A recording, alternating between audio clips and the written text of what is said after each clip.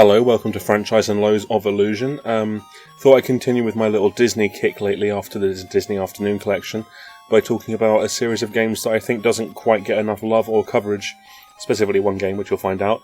The Illusion series, that's Blank of Illusion, Castle, Land, World, Legend, and probably something else I'm forgetting. Power, that's it, that game sucks. Oh, sorry, spoilers. Anyway, let's just get right on with it, shall we?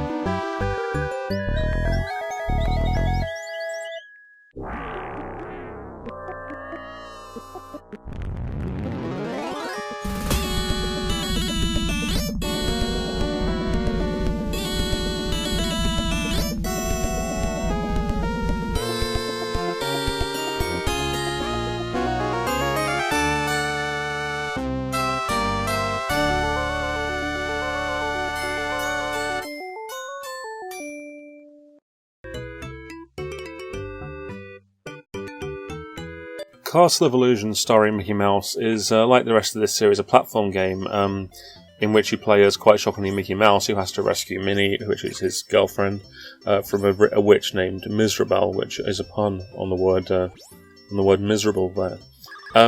So you enter a castle and you have to travel through different doors that warp you to different worlds, like a sort of grass world, and there's a world made out of sweets, and there's a castle world in the castle, there's a clock tower, etc., etc. Now, I'm going to court some controversy to some degree, because the Mega Drive game, while I enjoy playing it, I think it's weak compared to the 8-bit one, which I'll talk about shortly. It's definitely fun. The game holds up, but it kind of feels it's aged to some degree, which I feel the other version doesn't. Although, obviously, as an old game, it's just I think it's aged better. The game is slow, very slow. The movement is slow. There's something about it that feels like the Mega Drive almost can't quite keep up with even this sort of relatively rudimentary looking game. Although, of course, it is a good looking game for its time, which is late 1990. But it's just, it's a little bit. It's been outdone. Not to say that it doesn't have merit, but it has been outdone. I think the level design is a little more straightforward and less interesting than it could be. I still think it's a very strong Disney game, especially when you've got stuff like the miserable Fantasia game, which came after, sort of capitalising on this to some degree. But no, I'm being overly negative. It's a good game. It's fun to play. It feels fine. It's a little bit, I guess, too simplistic for my tastes. It feels oddly sort of arcadey, and that's not a bad thing, but I mean just in the relative sort of emptiness of some of the levels. I'm just not crazy about it compared to the later ones. But it's fun, and it's definitely worth playing. You used to be able to get it on PS3. It was put up as a pre-order bonus with the more modern Castle of Illusion remake, but unfortunately that was the only way to get it. You can't buy it separately for some asinine, moronic reason. I just don't know.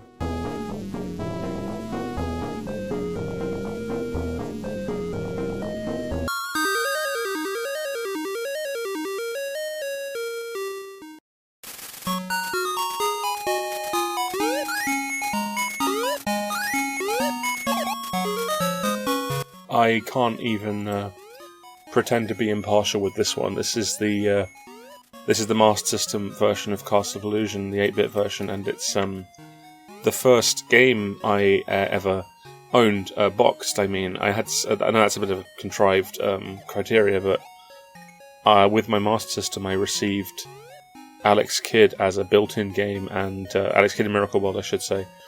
And Sonic the Hedgehog, the first one, as a packet with no case. But this game I was bought separately and in its case, so it was the first game I kind of felt like it was mine. It was I owned it. I had the full game, and it's still one of my favourite games ever, and I don't think that there's any real hard nostalgia impacting on that, because I still think it's excellent. I think the way it feels is perfect. I think the controls are fantastic. I think the game mechanics are fairly immortal. I don't think there's too much that dates it. I mean, I'm going to be as brutally honest as I can be about this game, really, and talk about what I think are the flaws in it, but generally I think it's wonderful. I think the level design is great. I think it's I think it's better than like DuckTales and those games. I think it's better than DuckTales and Darkwing, and that's a big deal to say to the sort of largely sort of NES crowd in the US, but I really do urge you to give this game a try. I think you will be impressed by it. I don't think there's anything there to fault. You've got a kind of small number of levels. There are only 6 levels, but in old school games like this, I mean, I like games that I can just kind of play through and finish, and this is one of them. And it's not hard for me anymore. I still sometimes can take a hit if I'm being careless, but I know this game better than like any other, I would say, and I love it. I think level design is clever, and there are even multiple routes through some of the levels. There are lots of side paths and secret things to find that will keep you going for a while. And there are some secrets that are sort of comparatively lame, like where you have to jump and attack. You do a sort of bounce attack by jumping and then pressing the other button in the air to make invisible chests appear, but that's just part of it. There are also hidden routes and hidden areas and places, and to some degree tactics. Your character doesn't have an enormous amount of momentum, but he has momentum, and it's used in the game. It feels good. It's challenging. At the start of the game, you can choose from 3 levels: the forest, the toy box stage, and there's a sort of chocolate factory stage, I believe it's called. And they're all the forest stage is ostensibly stage 1 because leafy forest, but then at the end of it gets genuinely difficult, more so than I would potentially argue either of the other 2 stages get. So there is a difficulty curve to each stage. But I don't think you ever feel like it's necessarily unfair. If I can fault anything, the boss battle on the Chocolate Factory stage is a little bit inscrutable compared to the others, because you have to use the blocks that drop down and throw them at the boss, and while that's totally reasonable, I guess, the previous 2 bosses you have to just bottom bounce, and you'd think that you would use the bottom bounce because the throwing of stuff doesn't really figure into the game in an enormous amount, but I mean it is there and it is doable. In the 6 stages they fit in all sorts. They fit in a sort of claustrophobic sort of clock towerish stage. They fit in some really quite clever sort of puzzling, not necessarily hard puzzling, but it's there. The levels are long and they're not too long. They don't feel arduous. The final stage can feel a little bit arduous, but it is the final stage, so it's kind of meant to. Everything, the enemies are memorable, the music is memorable. It's not stingy with the items or the lives, but it doesn't completely overflow you with them. I mean, I finished the game with, say, 23, and that's collecting every one-up in the game, so while that's a lot of lives, that's me knowing this game like a household at breakfast. I know everything about this game, and I still play it at least, I'd say once a year. This is a game I play once a year. If not more, because I still love it, and I've never played through it and just felt like, going through the motions. It's an insanely good, insanely fun game. It's the best licensed game ever, probably. I know we've got stuff like Batman in the future, but I mean, I guess I am being a little nostalgic when I say that. To me, it's one of the best licensed games. I like it better than any of the Capcom Disney games for the NES. I rate it as highly as I'm ever going to rate anything on this show, and there is no way you can legally buy this game short of going and purchasing your own copy for the actual hardware. So, download an emulator, I guess. But please do play this, and definitely let me know what you think as well.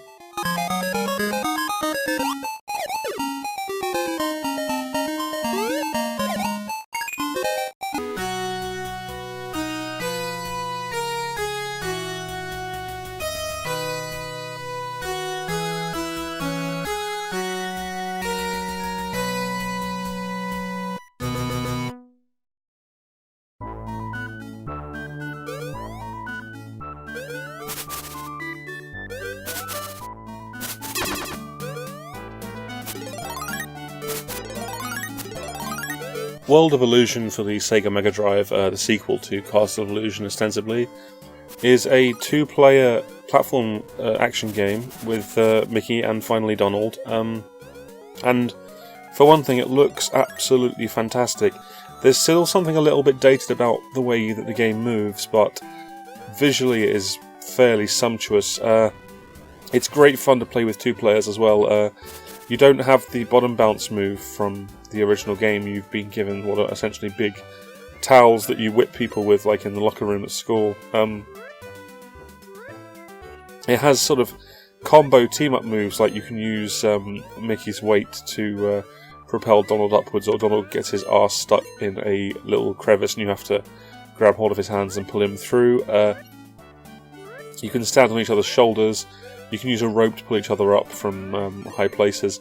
It's quite interesting just how in-depth the co-op gets, and it's difficult to me to think of a game like this from earlier on. I mean, maybe Rescue Rangers on the Nintendo, but I don't think the original Rescue Rangers actually had the thing where you can pick each other up. I might be wrong, though. I might be entirely wrong. I'm not doing the research because it's me.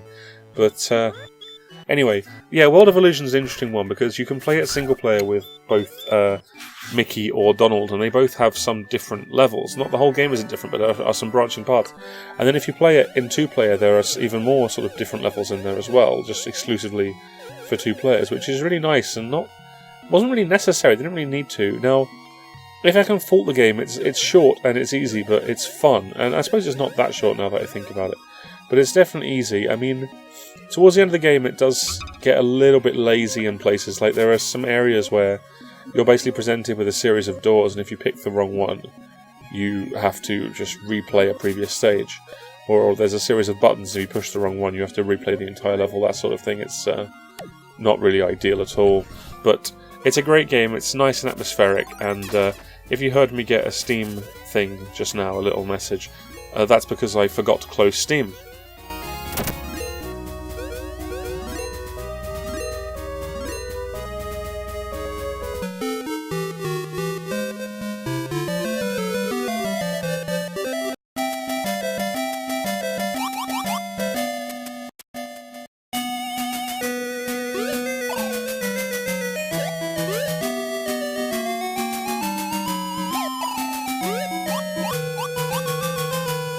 Land of Illusion is the sequel to the 8-bit Master System, A Castle of Illusion, of course. It's very, very similar in terms of its controls and gameplay, but there are a couple of changes that sort of justify it. Not that a game as good as Castle of Illusion or Master System needs a sequel justified. Basically, they've added some sort of very light Metroidvania-ish, God I hate saying that, Jesus Christ, stuff to the game.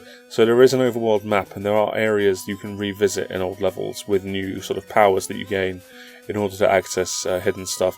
Although all the hidden stuff are just HP up items, and you can only have a maximum of 5 HP anyway. There's about 24 of the HP up items, and you can only get 3 of them, so God knows. I mean, it counts up how many you got at the end, but there's no real reward for it besides a screen full of stars. Anyway, it's very good. The whole pace of the game has been slightly improved, slightly quickened from, sped up I should say, from the original. There are more frames of animation. The whole game looks absolutely beautiful in general, actually. It's one of the best looking Master System games. But overall, I don't like it quite as much. I don't think, while there are a lot more levels, I don't think the level design is quite there. I think there are some stages that are actively frustrating, and there's a boss battle in particular towards the sort of back half of the game. You fight a boss that's just incredibly annoying to fight, and in the first game there were no moments that felt bad or annoying or wrong. It was perfect. So this is definitely a step down from perfect to me, but it's still good and it's still worth playing. It's incredibly impressive technically, as I mentioned. The music is good. The secrets are genuinely well hidden, even as pointless as they are. While there's a couple of reused sprites, most of it's completely new graphics, and there are a few sort of general quality of life improvements, like very much obvious sort of checkpoints as opposed to invisible checkpoints in the original game. So yes, very, very highly recommended, but not quite as good as the original.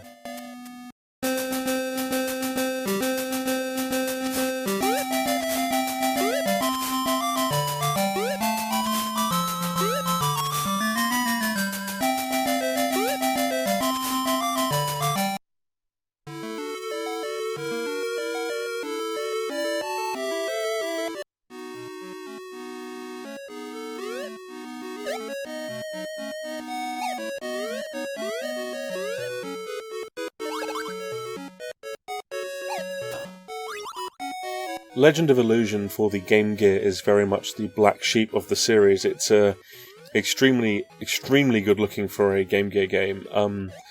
It looks essentially like a Illusion series game, but everything's just a bit wrong. The physics aren't right, the momentum feels wrong, the sprites are a little bit off, it's just not quite right. The tiny screen real estate of the Game Gear really hurts it. The mechanics are kind of inscrutable compared to the other games. Other games are very much what you see is what you get, but this one there is a real sort of challenging stuff, and not fun challenging like what the hell do I do even, because the game doesn't really make any effort to teach you. It's not horrible. I've played much worse games, as you'll know if you've watched any of my other friggin' videos, but it's not up to much, and I can't really recommend it. Again, my main issue with it is that everything just feels completely out of whack compared to the rest of the series. And they've really pushed the hardware and done impressive stuff with it, but to no real end, because it's just not that fun of a game. It's okay, but coming from Land, and especially from Castle, it's a bit of a disappointment, really. When I found out this game existed, because I had no idea until, I got onto the internet, I was thrilled that there was another 8-bit Illusion game, and it was like a lost holy grail for me. When I finally got to play it, I was really kind of let down by it, and its weirdness, and its wrongness. So yeah, not highly recommended, but you can probably have some fun with it. It's an okay game, but if you're going to play one, I'd play any one of the other ones, really.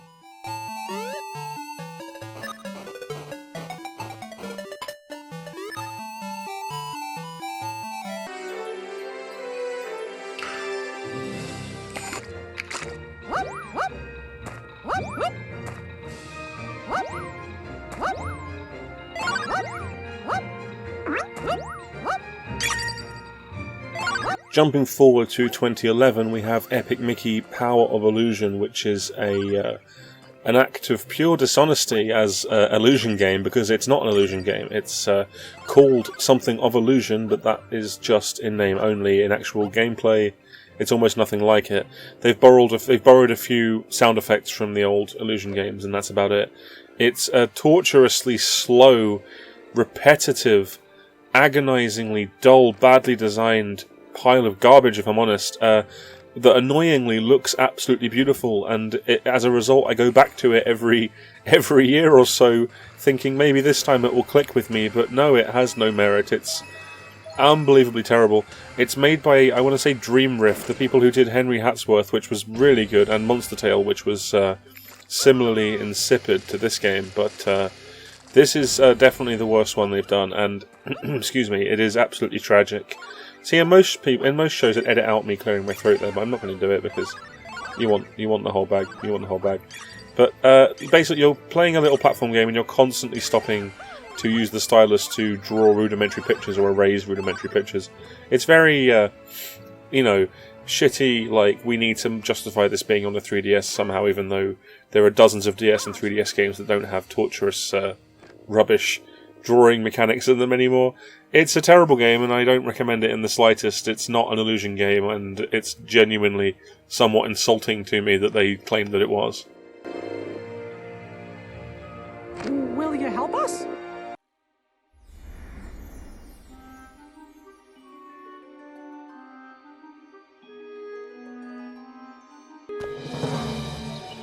The Castle of Illusion was Mizrabel's twisted playground of trickery and peril. Nothing there was as it seemed.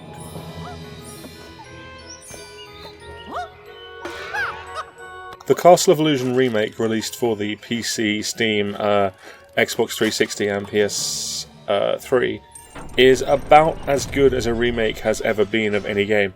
Now, it's based on the Mega Drive version largely, but the gameplay, in my opinion, is actually closer to the Master System one. It's more complex and interesting. The level design is a little bit more diverse and packed with intrigue. There's lots of well-hidden secrets, and the level design is just generally really strong. It's a very good game. You recently couldn't buy it, but then it kind of came back. It's back now. You can buy it again, and you really, really ought to, because while it's cheap, and while it's not the longest game, it's definitely one of the best games that you can buy on download formats, in my humble opinion. The control is excellent. It's not got the same level of what's the word? Micro sort of fine-tuning that the Master System game does, but it's good. It's better than the Mega Drive game's control. It's not as slow, and there's something about playing a completely unpretentious standard 2D platform game that, yes, it has good level design, but, you know, there's no gimmick there. It's just a very standard licensed 2D platform game that happens to be good. And there's something oddly refreshing about it, even though that sounds like the most obvious thing in the world. It's refreshing to play a 2D platform game that's not based on some kind of weird gimmicky mechanic. Not saying that necessarily they're bad, but you move, you jump, and you can throw stuff, and that's it. That's all it is. And it's a new game like that. If you like your traditional platformers, this is the best one that's been made in many, many years, I would say, without really any sort of strong narrative hook particularly, or any sort of aesthetic gimmickry, or any bizarre puzzling mechanics or anything like that. It's just a damn good platform game, and those are goddamn rare these days, so I would absolutely recommend getting this one in. Sure wish that signpost would make up its mind. Suddenly, Mickey was in another part of the wood. Were these gigantic trees, or had Mickey been shrunk?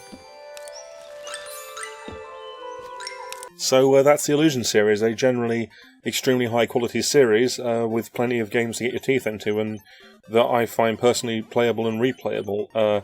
I know I went on a bit about Castle of Illusion for the Master System, but that's because it is pretty much my favourite game ever. So you can't really blame me. I really hope some people give it a go, and let me know what they think of it in the comments there. Now, don't get me wrong, there are plenty of other good Mickey Mouse games that I'll probably cover in a later episode, but I just wanted to do the Illusion games for this one, so sorry if it's a bit short compared to some of the other episodes. I don't know how it's going to turn out. I'm recording this before I start editing the footage. We'll see.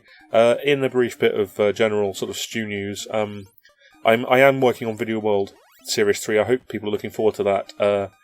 I'm going to do something somewhat uncharacteristic and recommend you get yourself on my Patreon, because honestly, what's in it for you? Very little, because while I do post the videos a little bit early, it's only really a smidge. It's not usually very long, because I want people to support my stuff because they like it and not because they want to get sort of perks out of it. Though I suppose if I offered perks, more people would support it, and, you know, I should probably consider doing that instead of being an idiot.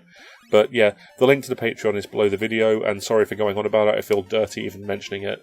I'll also link my Video World PayPal thing, so you can just directly donate if you want to.